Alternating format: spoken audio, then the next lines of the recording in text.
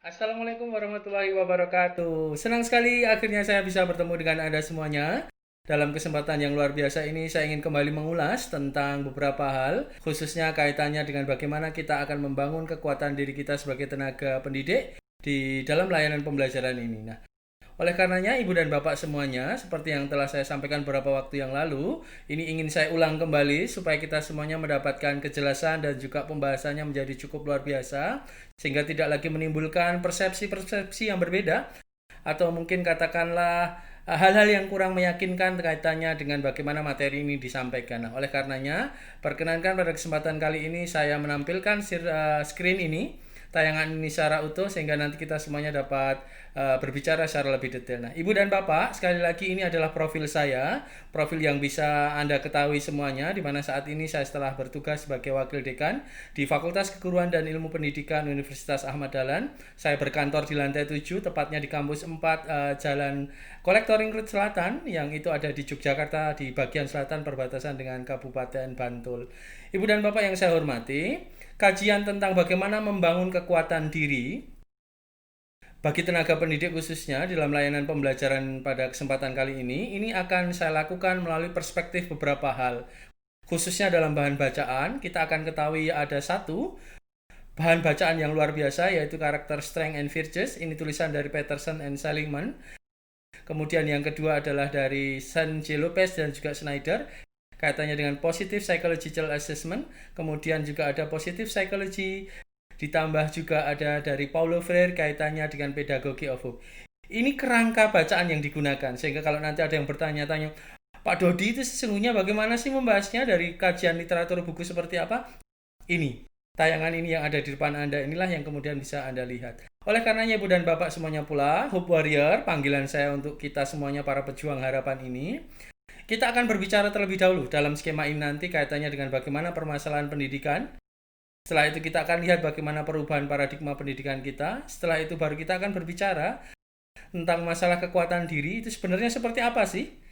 Lalu bagaimana cara kita membangun kekuatan diri itu? Termasuk yang terakhir adalah tentang bagaimana tenaga pendidik ini harus menjadi pembuka pintu harapan bagi siswa-siswi kita atau orang-orang di sekitar kita. Baik, Ibu dan Bapak, sudah siap ya? Kita akan mulai. Perlahan-lahan kita akan mulai supaya nanti jika Ibu dan Bapak ada pertanyaan, bisa segera menuliskan di komentar YouTube yang linknya saya kirimkan kepada Ibu dan Bapak semuanya. Ibu dan Bapak juga jangan lupa nanti di YouTube ini share, subscribe, like, karena subscribe juga tidak bayar. Kalau komen Ibu dan Bapak mendatangkan manfaat, nanti bisa kita akan teruskan melalui pembelajaran-pembelajaran ataupun tayangan-tayangan yang lainnya. Ibu dan Bapak, pertanyaan kita sebenarnya kecil. Satu hal saja dulu. Apa sih sesungguhnya permasalahan yang sekarang kita hadapi itu? Sesungguhnya banyak sekali. Kaitannya tentu dengan pendidikan. Nah, kalau kita berbicara tentang hal itu semuanya, maka yang akan kita tanyakan adalah pertanyaan tentang hal krusial apa yang sedang terjadi saat ini. Ibu dan Bapak yang saya hormati, kalau kita berbicara tentang perankingan PISA, yaitu sebuah program pengukuran tentang kemampuan anak-anak kita pada bidang membaca, sains, dan juga matematika, ternyata anak-anak kita itu memiliki hasil yang, mohon maaf, cukup mengecewakan. Cukup jauh daripada harapan. Karena pada tahun 2015, kita itu ada pada peringkat 62 dari 70 negara. Sementara pada 2018, peringkat kita merosot. Merosot di berapa? 71 dari 78 negara. Coba bayangkan Ibu dan Bapak, anak-anak yang terkenal sangat cerdas di bidang olimpiade, banyak sekali kemenangan yang kita dengar, tapi faktanya ternyata seperti ini. Kemampuan dalam membaca, dalam sains dan juga matematikanya rendah. Berikutnya lagi Ibu dan Bapak, masalah dalam mutu pendidikan kita. Kita ketahui bersama ternyata ada permasalahan yang disebut sebagai kualifikasi guru-guru kita. Yang kedua ada pula masalah dalam sertifikasi guru kita. Yang ketiga adalah masalah pada belanja pendidikan kita. Yang terakhir adalah kondisi sosial psikologis siswa kita. Pada kualifikasi guru, ternyata hasil risetnya yang ditemukan itu guru-guru kita yang berijazah di bawah S1 atau D4 pada level SD itu ada 21%. Sementara di SMP ada 14%. Pada SMA ada 5%, sementara pada SMK 9%. Berikutnya lagi, ini tentu menjadi masalah besar karena berarti kualifikasi kompetensi akademik dari guru-guru kita bisa dikatakan masih cukup rendah. Berikutnya lagi guru bersertifikasi. Masih ada sekitar 45,8% pada SD, kemudian 48%, kemudian di SMA ada 41%, kemudian di SMK ada 28%. Ternyata kondisi ini juga berpengaruh tentang adanya kondisi sosial psikologis pada siswa-siswa kita. Masih terdapat banyak siswa kita yang mengalami perundungan di sekolah terutama, dan juga bahkan menjadi korban rumor buruk. Sementara anggaran belanja pendidikan kita cukup rendah. Berapa itu? Di Indonesia itu hanya punya 14.717 dolar per siswa, sementara OECD itu menetapkan bahwa harusnya 89.092 per siswa. Jaraknya cukup jauh, sehingga tidak heran jika fasilitas, sarana prasarana, mungkin kaitannya dengan penataan khusus tentang kaitannya dengan anggaran-anggaran belanja kita cukup rendah. Cukup rendah. Padahal kita ketahui bersama bahwasannya anggaran pendidikan di negara kita telah ditetapkan dalam undang-undang setidaknya 20%. Tapi pertanyaannya, apakah itu sudah tercukupi? Apakah itu sudah terimplementasi? Mungkin belum. Nah, kalau itu dianggap sebagai masalah, sebagai infografis dari masalah mutu pendidikan kita, jika ada klaim bahwa pendidikan kita ini berhasil, mungkin ada dari sebagian kita mengatakan, tidak kok Pak Dodi, pendidikan kita ya telah berhasil. Oke, kalau begitu mari kita jawab beberapa atau kita amati tayangan ini. Pertama, Ibu dan Bapak yang saya hormati, ternyata pendidikan kita belum berhasil bahkan dalam urusan makan saja. Anak-anak kita itu cukup luar biasa bermasalah. Anak-anak kita itu ternyata, Ibu dan Bapak, diketahui bahwa bangsa kita sendiri itu penghasil sampah makanan terbanyak kedua di dunia. Dan salah satu penyumbang terbesarnya adalah remaja ataupun anak-anak. Nah, bisa jadi ini merupakan gambaran daripada proses pendidikan kita. Oh, kok terjadi seperti ini? Lalu ada apa sebenarnya? Oh, barangkali saat anak-anak kita dididik tentang bagaimana caranya agar dengan makanan kita itu selalu, ya katakanlah, berusaha untuk bisa tidak membuang-buang makanan dan sebagainya, ini belum berhasil. Ini hanya dalam urusan makan. Lalu berikutnya lagi, Ibu dan Bapak yang saya hormati, ini dalam urusan setelah mereka menikah. Ini cukup menarik tayangan ini. Setelah menikah loh, Ibu dan Bapak, milenial kita itu diketahui banyak bercerai. Kok bisa bercerai? Ya karena data yang didapatkan pada tahun 2018 mengatakan bahwa setiap 1 jam itu terdapat 48 orang yang itu harus masuk ke dalam sidang perceraian. Dalam 1 jam itu minimal ada 48 orang yang bercerai. Jadi kalau kita berdiskusi selama 1 jam, ternyata ada sekian banyak yang bercerai. Dan faktanya 73% yang mengajukan perceraian perempuan. 27%-nya laki-laki. Ada apa dengan itu? Ini kan masalah bagi milenial kita. Berikutnya lagi, saat mereka kemudian jatuh cinta, faktanya juga begini. Kasus-kasus di sekolah, Ibu dan Bapak, saya yakin sering ditemui. Ibu dan Bapak, saya meyakini ini ditemukan di antara sekolah Ibu dan Bapak yang mengikuti atau mencermati dan mendengarkan serta melihat tayangan ini. Kita ketahui bersama bahwasanya di tahun 2015, angka pernikahan dini di Indonesia itu merupakan kedua teratas di kawasan Asia Tenggara. Bayangkan, Ibu dan Bapak, teratas tetapi dalam konteks negatif, yaitu angka pernikahan dini kita cukup luar biasa tinggi. Berikutnya lagi, Ibu dan Bapak, saat mereka punya masalah, kemudian pasca ada mungkin katakanlah kita ketahui bersama, kita berbicara tentang anak-anak kita, ternyata saat mereka itu kemudian bermasalah, itu punya rencana untuk bunuh diri. Bayangkan rencana untuk bunuh dirinya sebarannya seperti ini pada siswa di SMP dan SMA. Berikutnya lagi, Ibu dan Bapak, hasrat bunuh diri pada mahasiswa kita juga ternyata tidak cukup, katakanlah tidak cukup luar biasa membuat kita tenang. Karena apa? Terdapat 34,5% mahasiswa kita itu yang ternyata punya hasrat untuk bunuh diri. Bayangkan jika kemudian itu terjadi, ini kan berarti bukti bahwasanya pendidikan kita mungkin masih belum menemui ketuntasannya, mungkin maksimal dan seterusnya. Nah, pertanyaannya lalu sekarang adalah menjadi, apa yang kemudian sebenarnya terjadi? Apa yang berubah? Kok bisa sampai seperti ini hasilnya? Ini beberapa analisis saya, ini memang mungkin tidak terlepas dari apa yang disebut sebagai tahapan revolusi industri.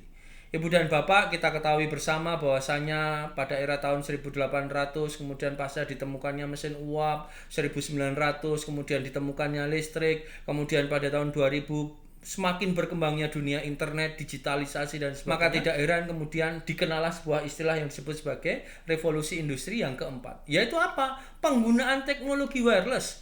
Bahwa dunia di dalam genggaman sudah tidak perlu lagi menggunakan kabel-kabel yang luar biasa, tetapi sudah semuanya basis wireless. Ini ternyata juga menjadi bagian permasalahan menyebabkan anak-anak kita punya masalah. Dan ingat, ini juga berpengaruh kepada guru-guru, pada kita semuanya sebagai tenaga pendidik.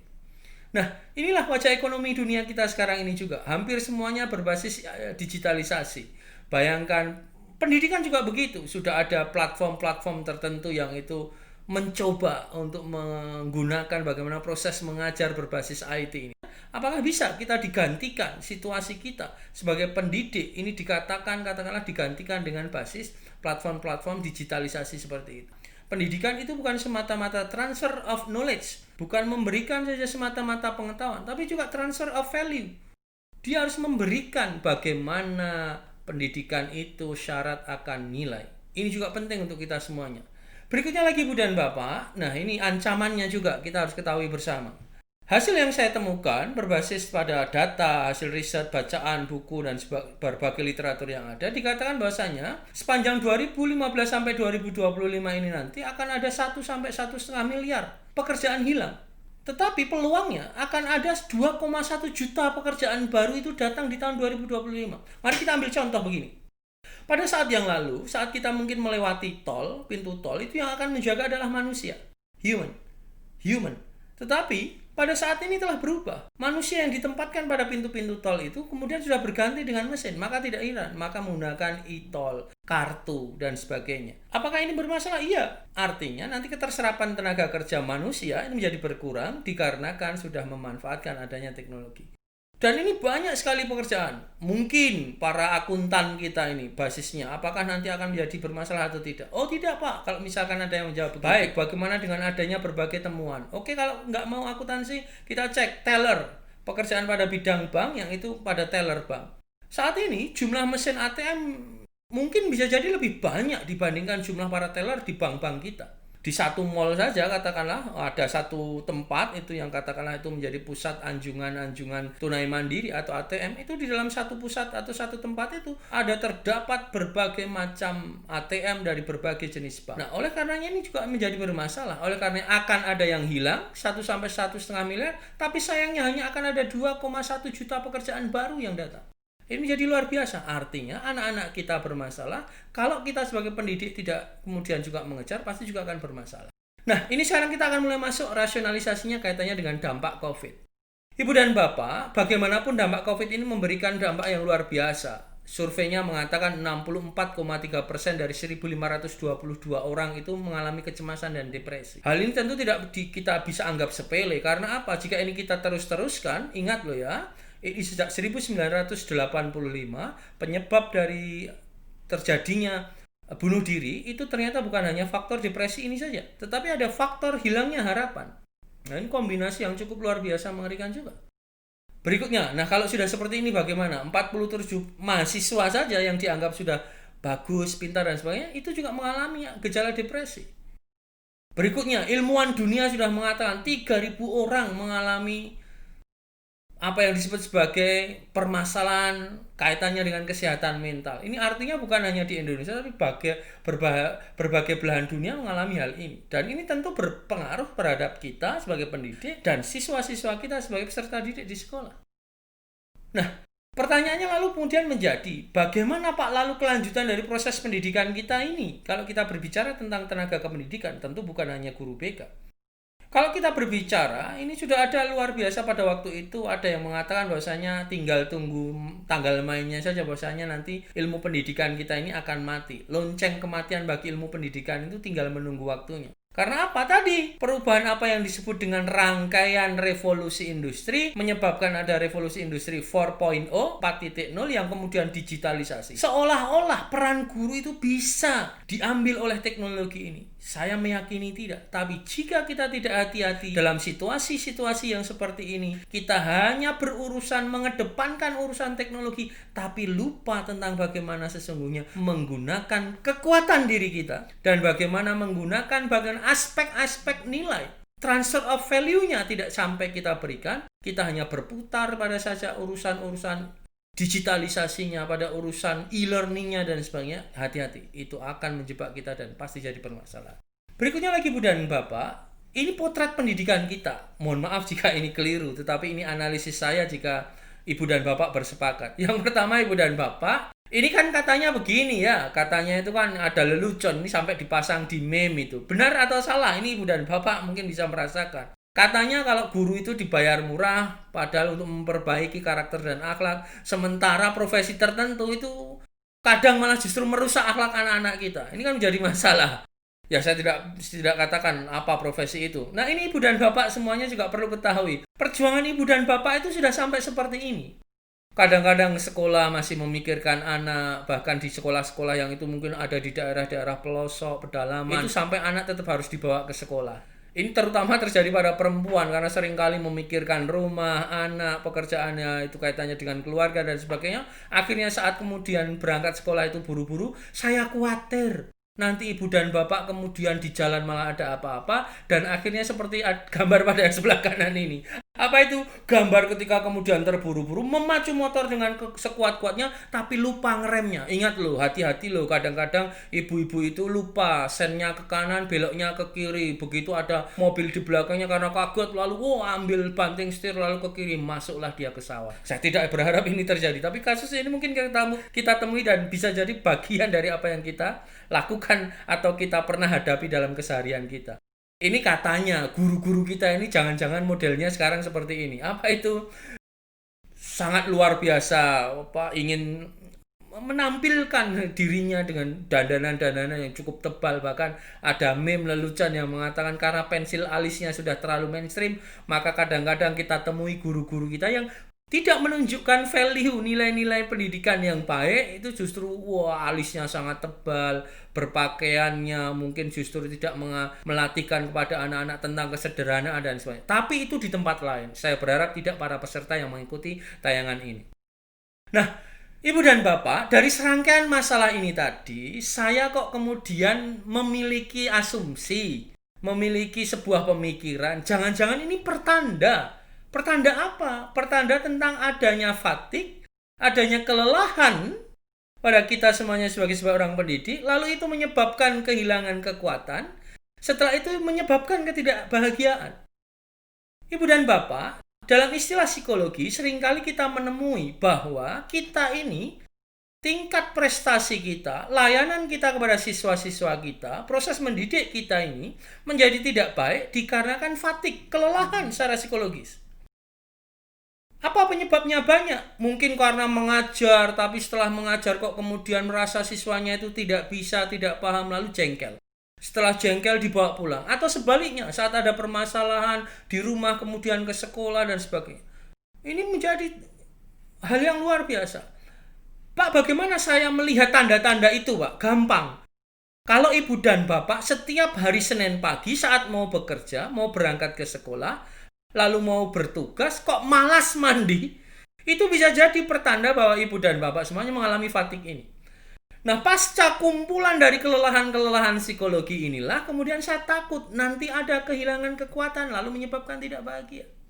Ingat loh, yang namanya sudah tidak bahagia itu tidak akan pernah kemudian menjadikan diri kita saat mendidik, memberikan layanan pada siswa kita menjadi optimal. Hati-hati dengan itu. Saya masih ingat sekali lelucon Gus Dur waktu disampaikan di media-media tertentu. Katanya begini. Pada suatu waktu, itu ada seorang guru mau masuk pintu surga. Kaki kanannya itu sudah masuk, lalu kaki kirinya ada di luar. Saat mau masuk, itu kaki kanannya sudah masuk, kaki kirinya itu ditahan oleh malaikat katanya. Lalu kemudian protes ini. Guru ini protes. Loh gimana? Saya ini mendidik, memberikan ilmu kok malah kemudian saya ini tidak masuk surga. Karena tidak berselang lama setelah itu lewat seorang sopir angkot itu. Atau mungkin kalau kita kenal di wilayah Jawa Timuran itu mungkin sopir bis yang luar biasa dikenal, Mira Eka atau mungkin bis Sumbera Kencono dan sebagainya itu. Itu malah kaki kanan masuk, kaki kirinya segera masuk, tidak ditahan malaikat. Nah, karena itu proteslah guru tadi. Itu malah justru loh, coba lihat itu.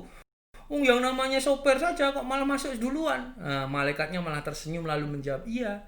Karena saat sopir sedang bekerja, dia menginjakkan kaki kanannya ke gas, dia kemudian lupa menginjakkan kaki kirinya ke rem. Semua orang justru yang ada di dalam bis ingat pada Tuhannya. Astagfirullah, astagfirullah, ya Tuhan, ya Tuhan. Sementara saat guru, Anda mengajar, kita mengajar, mungkin justru siswa-siswa kita tidak ingat dengan Tuhan. Karena apa? Tidur. Jadi jangan-jangan itu terjadi loh Ibu dan Bapak. Maka ini kekhawatiran saya. Maka jangan sampai ini terjadi pada kita semuanya. Nah, Ibu dan Bapak yang saya hormati, kita lalu bertanya, kalau kita ini supaya bagaimana kita ini tidak fatigue, tidak kelelahan, lalu kita juga tetap terus bahagia, yang harus kita lakukan apa? Mengendalikan kekuatan. Jadi kata kunci daripada agar kita tidak fatigue, lalu kita juga tidak mengalami apa yang disebut sebagai tidak bahagia, itu adalah yang di tengah-tengah. Kita harus punya kekuatan diri. Kita harus menjaga kekuatan diri kita.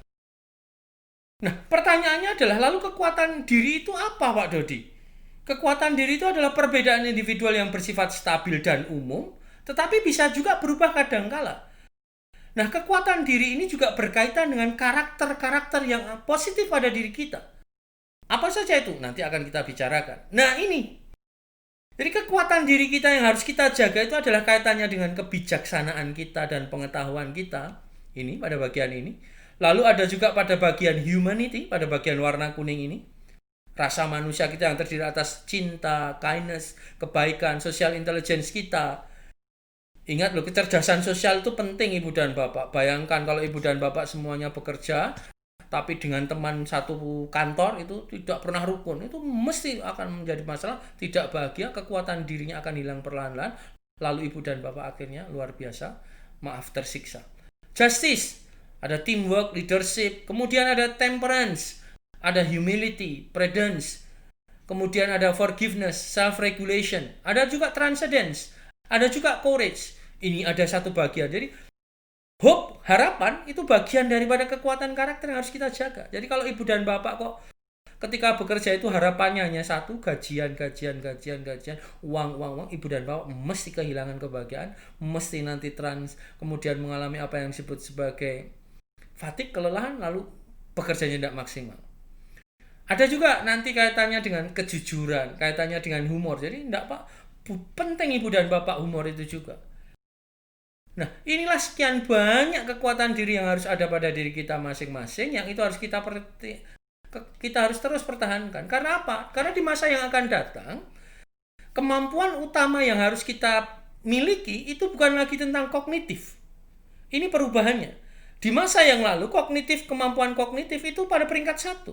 Sementara pada waktu yang akan datang, dan saat ini sudah dimulai, itu justru kemampuan kompleks problem solving, social skill kita, proses skill yang ada pada bagian kanan ini. Nah, kalau skill dan sebagainya ini juga kita harus hati-hati sekali. Ini jangan-jangan kita akan kemudian kehilangan kekuatan kita. Nah, lalu pertanyaannya adalah sekarang, Pak Dodi, kalau kita tidak mau fatigue, kita ingin agar kita terus kemudian bahagia, kita terus punya kekuatan, caranya lalu bagaimana? Agar dunia tetap bertahan dan sejahtera, orang-orang perlu belajar dan lebih belajar dengan cara-cara yang berbeda. Nah, maka yang dimaksudkan daripada bagaimana membangun kekuatan kita itu adalah learn how to learn. Harus terus berusaha agar bagaimana kita punya kemampuan untuk belajar. Salah satunya mengikuti diklat seperti ini. Melihat tayangan-tayangan seperti ini, mensubscribe atau men-share tayangan-tayangan seperti ini. Ini saya pikir penting untuk kita semuanya. Termasuk karena masa yang akan datang kita butuh future skill. Belajar sepanjang hayat ini menjadi penting untuk kita semuanya. Termasuk kita harus punya literasi baru. Literasi baru apa saja Pak Dodi? Big data, teknologi, humanities, dan juga cyber security. Ini adalah skill masa depan yang perlu kita punyai agar juga nanti bisa memberikan kepada anak-anak kita kekuatan-kekuatannya. Jadi secara proses analisisnya begini Ibu dan Bapak. Kalau Ibu dan Bapak memiliki kekuatan diri yang baik, saya meyakini kekuatan diri siswanya akan baik. Nah, kalau kekuatan dirinya baik, maka kekuatan diri siswa baik. Ini harus dibangun dengan cara yang luar biasa. Ini berbagai literasinya yang juga harus dimiliki, literasi manusia, literasi teknologi, dan juga ini. Nah, lalu bagaimana Pak menjadi pendidik yang membuka harapan dan juga menjadi pendidik yang penuh kekuatan? Tolong lihat tayangan ini, tolong lihat fokus pada bagian slide ini, kita harus berfokus pada yang sebelah kanan, pada kekuatan, bukan lagi pada kekurangan. Saat mendidik anak, saat melihat anak-anak kita ada di kelas, lihat, bukan kekurangannya, oh dia tidak bisa matematika, dia lemah dalam fisika, bukan begitu.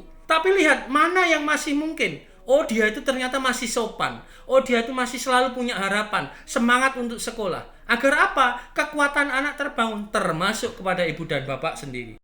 Yang harus dilakukan oleh ibu dan bapak adalah melihat kekuatan apa yang ada pada bapak dan ibu semuanya. Oh saya itu meskipun saya rumah jauh tapi tetap semangat. Oh ini berarti salah satu kekuatan. Lalu berikutnya lagi, kelebihan apa? Oh saya ini punya kemampuan untuk kreativitas yang tinggi Pak Dodi. Saya itu human social skill saya bagus Pak Dodi. Oh saya itu kaitannya dengan emotional intelligence saya baik Pak Dodi. Nah, oleh karenanya ibu dan bapak semua, kita lihat satu buah tayangan ini yang ini bisa digunakan untuk mencek bagaimana sesungguhnya cara mengetahui kekuatan ibu dan bapak semuanya. Pertama ibu dan bapak, saya meminta nanti silahkan ini dikomentari pula di dalam bagian di tayangan YouTube. Lingkari kekuatan yang ada pada ibu dan bapak. Ada bijaksana, empati, antusias, adil, sopan, rasa syukur, dan seterusnya. Lingkari 3 saja ibu dan bapak. 3 buah saja dilingkari. Setelah itu, setelah memilih 3 kekuatan ini, tentukan urutannya. Mana sih yang sebenarnya paling nomor 1?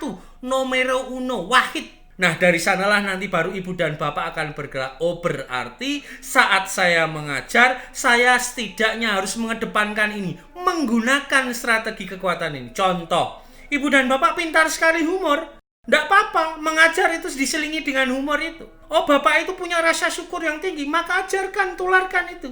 Oh bapak dan ibu ini memiliki katakanlah logika yang baik, maka ajarkan hal tersebut. Maka ibu dan bapak lihat ini sembari nanti di pause pada bagian yang ada di tayangan YouTube-nya. Setelah itu pilih 3, tulis bagian ini pada kolom komentar. Tapi sebelum itu jangan lupa subscribe terlebih dahulu, karena subscribe itu gratis ibu dan bapak, tidak membayar. Tonton sampai selesai dan kemudian nanti kita bisa diskusikan. Nah oleh karenanya ibu dan bapak yang saya hormati, pada kesempatan ini perkenankan saya juga menghaturkan rasa terima kasih yang sedalam-dalamnya untuk kita semuanya. Untuk ibu dan bapak semuanya sebagai pendidik yang luar biasa. Hal bahwasanya ketika kita punya kekuatan yang luar biasa, maka saya meyakini kita akan bisa menularkan kekuatan ini. Kalaupun toh anak-anak kita tidak punya yang disebut dengan harta, mungkin mereka bisa kita latih untuk punya harta. Kalaupun toh anak-anak kita itu kekurangan teman, kita akan bisa melatihkan, bisa untuk terus mengatakan pada anak-anak kita itu, kita terus bisa upayakan agar mereka punya teman-teman yang luar biasa baik. Tapi kalau mereka kehilangan kekuatan, mereka kehilangan harapan, termasuk ibu dan bapak sendiri sebagai pendidik, kehilangan harapan, kehilangan kekuatan, maka habis sudah kebaikan-kebaikan ibu dan bapak, habis sudah pula nanti kebahagiaan ibu dan bapak. Jangan lupa bawa harapan, jangan lupa untuk selalu punya harapan, jangan lupa untuk selalu bahagia, karena kunci dari kekuatan itu adalah kunci pula untuk mendapatkan kebahagiaan dan harapan. Terima kasih atas waktu yang diberikan. Mohon maaf bila ada hal yang kurang dan tidak pas dalam penayangan ini. Silahkan kita diskusikan lebih lanjut dengan tayangan-tayangan berikutnya. Billahi taufiq wal hidayah. Wassalamualaikum warahmatullahi wabarakatuh. Salam penuh harapan untuk kita semuanya. Assalamualaikum warahmatullahi wabarakatuh.